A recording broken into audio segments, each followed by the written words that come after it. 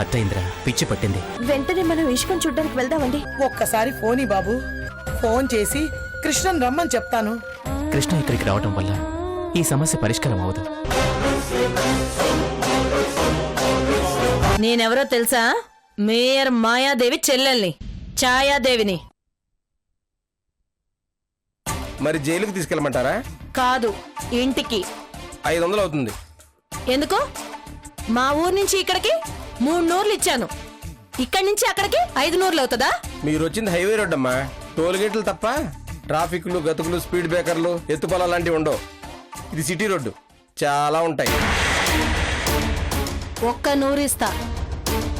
ఇంతకు ముందు 6 ఏళ్ల కిందట వచ్చినప్పుడు కూడా ఇంతే ఇచ్చా. అమ్మా ఫైనల్ గా 490 ఇచ్చేయండి అమ్మా. 100కు ఒక్క పావలా కూడా ఎక్కువ ఇవ్వను. పావలాలు ఆటనాలు ఇప్పుడేడున్నాయమ్మా.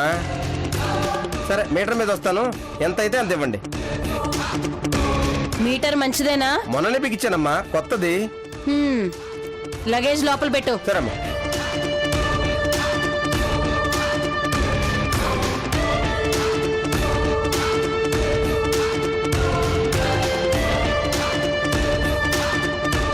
నన్నే కొడతావా? స్ట్రైట్ గా వెళ్లకుండా సిటీ అంతా తిప్పి 1000 రూపాయలు గుంజుతాను.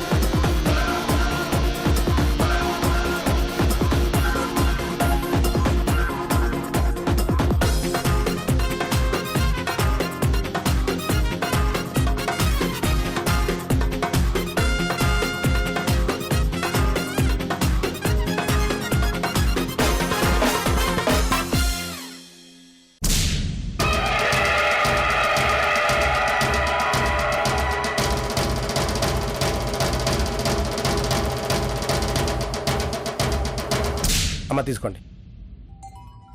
1000 రూపాయలు అయిందమ్మా. ఏంటి? 1000 అమ్మా. 1000. ఆడ 5 నూర్లని చెప్పావుగా? అది మీటర్ వేయక ముందు మేడం. ఇప్పుడు మీటర్ వేసినావా? ఇప్పుడేది మేడం, అప్పుడే మీ కళ్ళ ముందే వేశాను కదా. అట్నా? అయితే మీటర్ చూసి చెప్పు, ఇచ్చేస్తాలే. చూడనక్కర్లేదమ్మా, ఎంత దూరం తిరిగానో, ఎన్ని పైసలు అవుతాయో నాకు తెలియదా? 1000 రూపాయలు ఇవ్వండి. ఎంత దూరానికి ఎంత అవుతుందో నీకు తెలుసు, నాకు తెలియదు కదా. అందుకే మీటర్ చూసి చెప్పు. సరే అమ్మా, మీ ముచ్చట నేనెందుకు కాదనాలే. అమ్మా నా మీటర్ ఏది? ఎక్కడ పోయింది?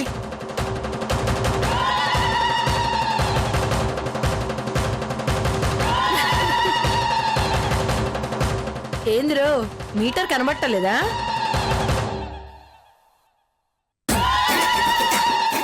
మీటర్ కనపడకపోతే మీటర్కి ఎన్ని దుడ్లైనయో అది కనబడదు కదా. అయితే నేను నీకేమి ఇయ్యాల్సిన పని లేదు. నా మీటర్ ఎక్కడమ్మా? ఏం చేశారు? నాకేం తెలుసు. మీరో ఏదో చేశారు. నా మీటర్ నాకు ఇవ్వండి అమ్మా. ఏంద్రోయ్, నీ కళ్ళకి నేను దొంగలాగా కనబడుతున్నానా? అమ్మా నీకు దండం పెడతానమ్మా. నా ఆటో డబ్బులు నాకు ఇవ్వకపోయినా పర్లేదు, నా మీటర్ నాకు ఇవ్వండమ్మా. అది లేకుండా తిప్పితే పోలీసులు ఫైన్ వేస్తారమ్మా. ఊరంతా తిప్పి నన్నే మోసం చేద్దాం అనుకుంటున్నావా?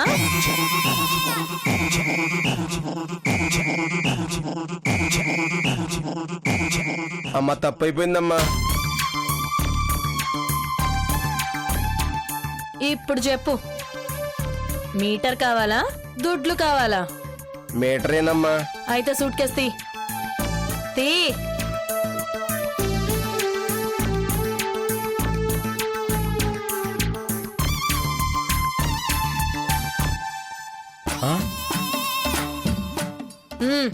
కింద పెట్టు, తీసుకో.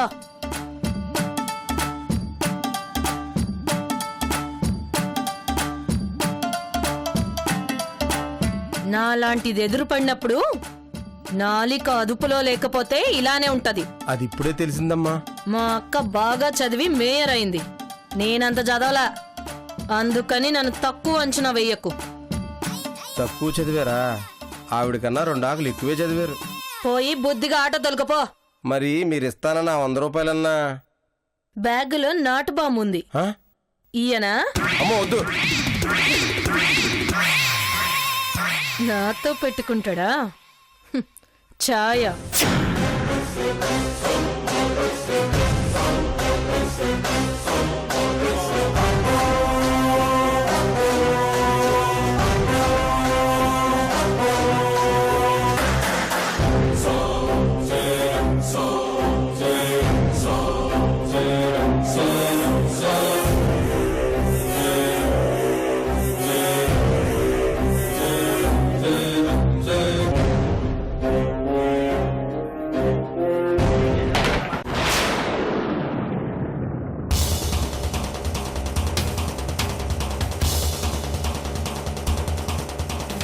కొంపలో ఇద్దరు పడుండారు, ఒక్కళ్ళ కూడా ఫోన్ లేపాలని బుద్ధి జ్ఞానం లేదా? కార్ పంపాలని తెలీదా? ఏమమ్మో మాటలు జాగ్రత్తగా రాని. వచ్చి రాగానే పెత్తనం చేస్తున్నావేమిటి? పెత్తనమే చేస్తాను, ఇది మా అక్కిల్లు. మీ అక్క కన్నా ముందు నా చెల్లెలు ఈ ఇంటికి కోడలే. హ్మ్, అది పోయిందిగా. అందుకేగా మీ పీడ ఈ ఇంటికి చుట్టుకుంది. మా అక్కే లేకపోతే నీ చెల్లెల పిల్లలు ఏదో పట్టుకుపోయేవాళ్ళు. ఓయబ్బో పెద్ద సంబడం. మీ అక్క ఏనాడైనా ఆ పిల్లల్ని సాకిందమ్మా? కళ్ళెదురుగా ఉంటే కొళ్లలో నెప్పులు పోసుకుంది. పసివాళ్ళని చూడకుండా ఇంట్లో నుంచి గెంటేసింది. లేకపోతే దారిని పోయేదంతా నెత్తిని రాసుకుంటావా ఏంటి?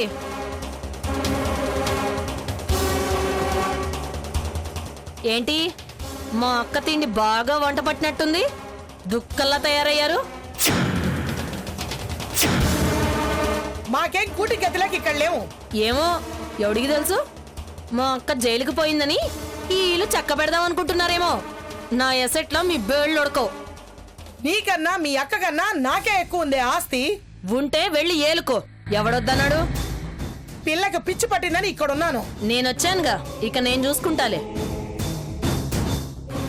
ఇష్క ఎక్కడున్నదే? ఆ గదిలో ఉంది.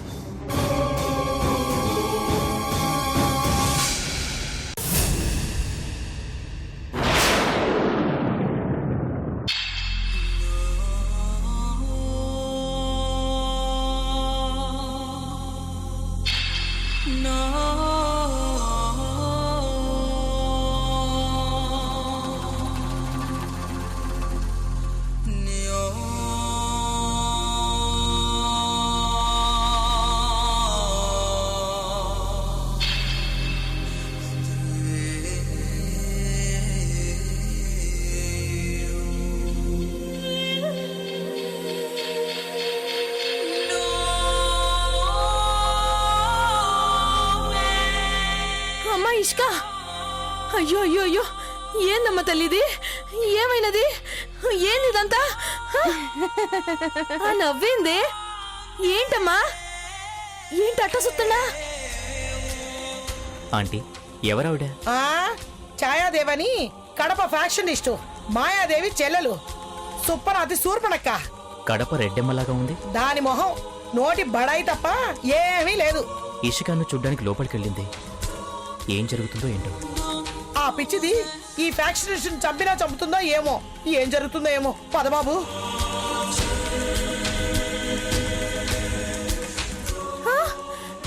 ఇదంతా ఏందమ్మా ఇషిక?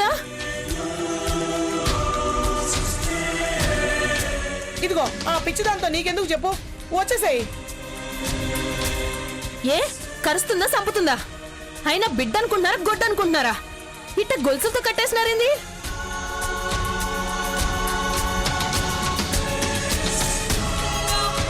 నా బిడ్డకి ఇంత కష్టం వస్తే కనీసం నాకు ఒక్క మాటని చెప్పలేదు. నా అంతటికి నేనే వచ్చినా.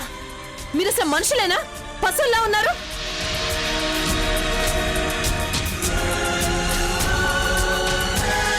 వచ్చినప్పటి నుంచి చూస్తున్నాను, ఎందుకనో ఇష్టం వచ్చినట్టు నోరు పారేసుకుంటున్నారు.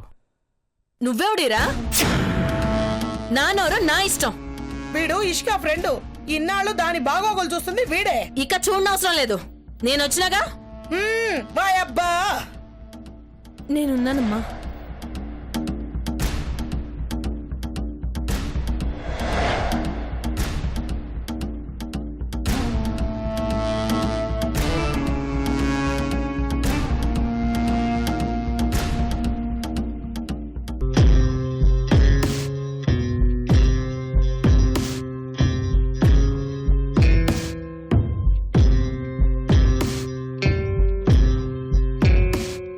నా తల్లి, నేను లేకపోతే నీకెంత పని జరిగిపోయినది. మీ చిన్నాయనకు బాగోక నేను మద్రాసు పోయినా. నేను నిన్నే వచ్చానమ్మా. రాగా నీ సంగతి తెలిసి ప్రాణం ఉండబట్టలేక వచ్చేసినానమ్మా.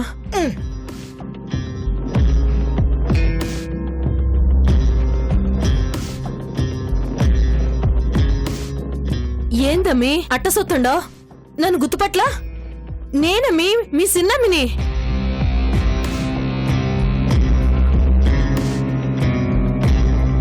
అయ్యో నా బిడ్డ. దాన్ని ఎక్కువ కదిలించకే, మంచిది కాదు. ఇలా వచ్చేసి నా మాట వినవే. నా బిడ్డతో నేను మాట్లాడుతుంటే నీకేందమ్మా కడుపుమంట? ఇష్క పరిస్థితి ఏం బాలేదంటే ఒక్కోసారి తను చాలా వైల్డ్గా ప్రవర్తిస్తుంది. అప్పుడు తనేం చేస్తుందో తనకే తెలియదు.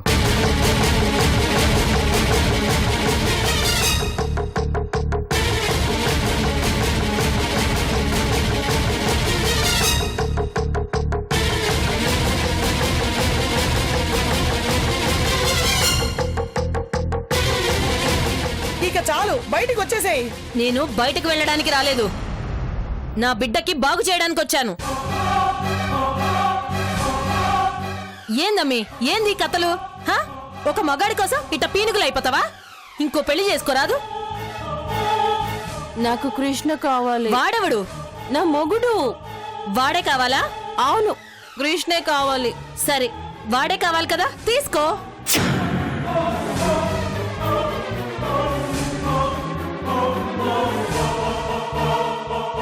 నా ఇంటి పడి ఎందుకు వచ్చారు మీరు? నేను నా బిడ్డ 1,00,000 మాట్లాడుకోవాలి. వెళ్ళండి వెళ్ళండి. అది కాదే, నా మాట విను. పదండి పదండి, బయలుదేరండి. అది కాదండి. వెళ్ళండి. నేను చెప్పేది వెళ్ళమంటుంటే. నేను చెప్పేది వినండి. నేను ఇష్క, చెప్పేది వినవే. నా మాట వినవే. తగలడు. దాని కర్మ నాన్న, చావని.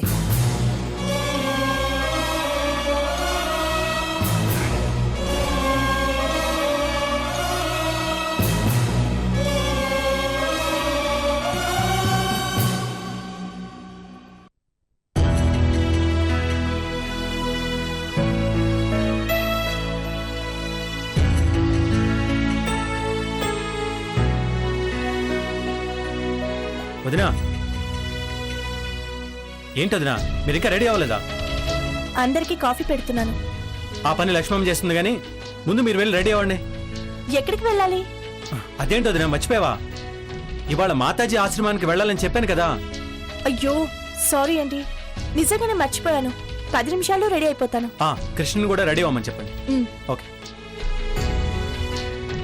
లక్ష్మమ్మ, ఇది చూడు.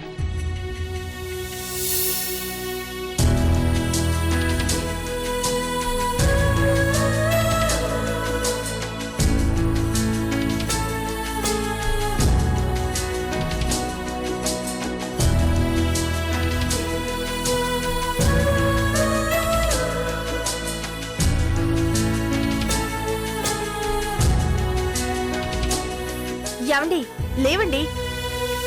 యావండి, ఎప్పుడో లేచామండి. గుడ్ మార్నింగ్ రా రుద్ర. లేవడం అంటే కళ్ళు తెరవడం కాదు, లేచి రెడీ అవ్వడం. ఇప్పుడు నాకంత అవసరం ఏముందో. ఇంకాసేపు నేను మా అబ్బాయి ఇక్కడే బజ్జుంటాం. మీతో పాటు వీణ్ణి కూడా బద్దకస్తుని చేయకండి. అంటే నేను బద్దకస్తున్నా? మరి నా కొడుకు చూడండి, ఎప్పుడో లేచాడు.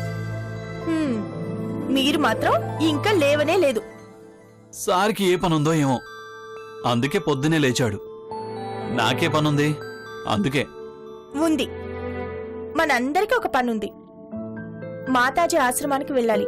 లేచి త్వరగా రెడీ అవ్వండి. అదసలు పనే కాదు, నేను రాను. అబ్బబ్బబ్బా, అలా అనకండి. ప్లీజ్ అండి. ఆ మాతాజీ మన కోసం ఎన్నో పూజలు చేసిందంట. పైగా మనల్ని తీసుకొస్తామని మాతాజీకి విజయ్ గారు మాటిచ్చారంట. వెళ్ళకపోతే బాగోదండి. గౌతమి, నాకు అలాంటివన్నీ ఇష్టం ఉండదు. అయ్యో, నా మాట వినండి. మాతాజీ అంటే దైవ స్వరూపం. కానీ నా దేవత నా ఎదురుగానే ఉందిగా. అవునా? అయితే ఈ దేవత చెప్తోంది మీరు మాతాజీ దగ్గరికి రావాలి. అబ్బా ప్లీజ్ గౌతమి, అర్థం చేసుకో. నీ భక్తుడికి ఇష్టం లేదు. ప్లీజ్ అండి, ఒక్కసారి వెళ్ళొద్దాం. ప్లీజ్ అండి, నా మాట వినండి. నా మాట వినండి. లేవండి, ప్లీజ్ అండి, లేవండి. సరే సరే సరే ఓకే. ఇలా ఎదురుదాడి చేస్తే ఇంకేం చేస్తాం? వస్తున్నాను. అయితే వస్తున్నారు కదా? ఆ, ఆర్డర్ వేసావు కదా, ఇంకేం చేస్తాను? థ్యాంక్స్ అండి. లేవండి లేవండి లేవండి లేవండి. త్వరగా వెళ్ళండి. బా వెళ్ళండి. పద నాన్న, నువ్వు కూడా రెడీ అవుదు గాని.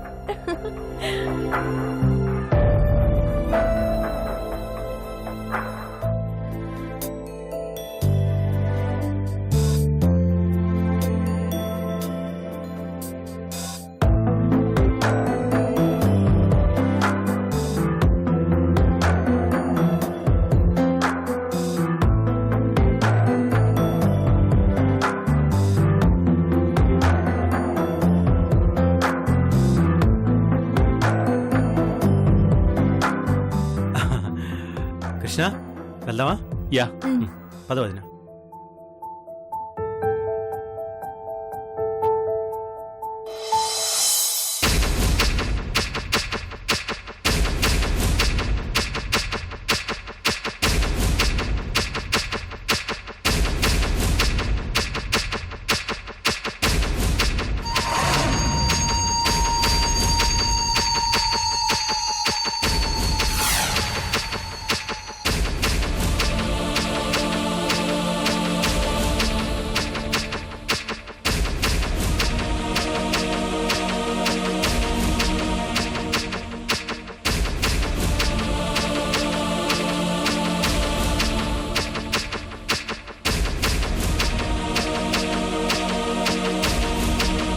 డోర్ తీయండి. రాయుడు గారు దండలేయండి. ఆయనకు కూడా. అమ్మ బొకే. రండి సార్. రండి రండి, మాత వెయిటింగ్.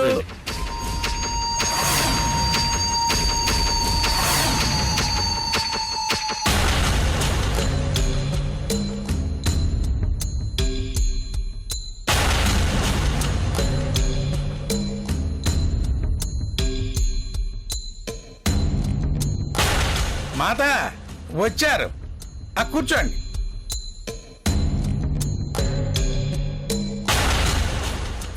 కూర్చోవయ్యా. అమ్మా, మీరు క్షేమంగా తిరిగొచ్చి మా సన్నిధానానికి రావడం మాకెంతో సంతోషంగా ఉంది.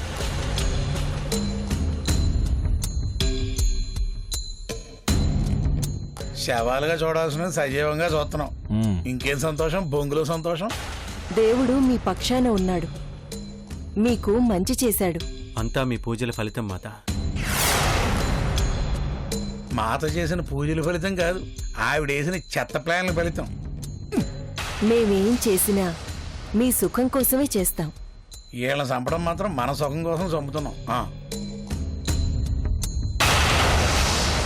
దేవుడు ఏ పని స్వయంగా చెయ్యడు, ఒక చిన్నారి శిశువుకు జన్మనిస్తాడు. గాంధీజీ నుంచి న్యూటన్ దాకా అంతా అలా జన్మించిన వారే. ఈశ్వర్ గారు కూడా దేవుడు పంపిన కారణ జన్ముడు. ఈ కలియుగంలో కూడా ఇంకా మంచితనం, న్యాయం, ధర్మం ఉన్నాయంటే ఈశ్వర్ గారి లాంటి పుణ్యపురుషులు ఉండబట్టే.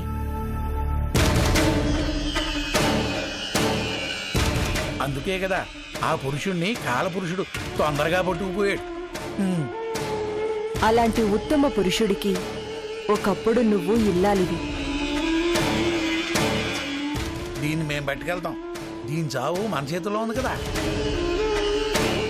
ఈశ్వర్ గారు కాలధర్మం చేశాక మీ అక్క అనసూయ గారు ఎన్నో దాన ధర్మాలు చేశారు. ఆశ్రమం, సేవా సంస్థలు నెలకొల్పారు. మాకు వెళ్ళా కట్టించాడు, విందులు వినోదాలు చేసుకోమన్నాడు. ఇక్కడ ఎంతో మంది భక్తులు భక్తి పారవస్యంలో మునిగిపోతున్నారు. హెరాయిన్ కొకైన్ మత్తులో మునిగిపోతున్నారు. వాటిని నమ్ముకుని మనం సుఖంగా ఉన్నాం. ఇక్కడ ఎంతో మంది అనాథ పిల్లలు ఆశ్రయం పొందుతున్నారు. డబ్బులు తీసుకుని విదేశాలుగా అమ్మేస్తాం. వృద్ధులు, వితంతువులు చీకు చింత లేకుండా గడుపుతున్నారు. ఎందుకు గడపరు? యంగ్ విడోలతో వ్యాపారం, ఓల్డ్ విడోల అవయవాలతోటేమో స్మగ్లింగ్. లాభసాటి వ్యాపారం కదా. ఇక్కడ దేనికి లోటు లేదు. అవును, ఆల్ ఇన్ వన్ హోల్సేల్ వ్యాపారం కదా. అంత గొప్ప సంకల్పం అనసూయ గారిది. అవునవును, మా అక్రమార్జనకి బాగా ఉపయోగపడుతుంది. ఆమె అడుగుజాడల్లో మీరు కూడా నడవాలి. ఆయన పేరు, కీర్తి ప్రతిష్టలు స్వర్గం దాకా చేరాలి. అంటే వాళ్ళు కూడా స్వర్గస్థులు అవ్వాలి అని దాని భావం అన్నమాట. ఊరుకోండి వెంకటరత్నం గారు.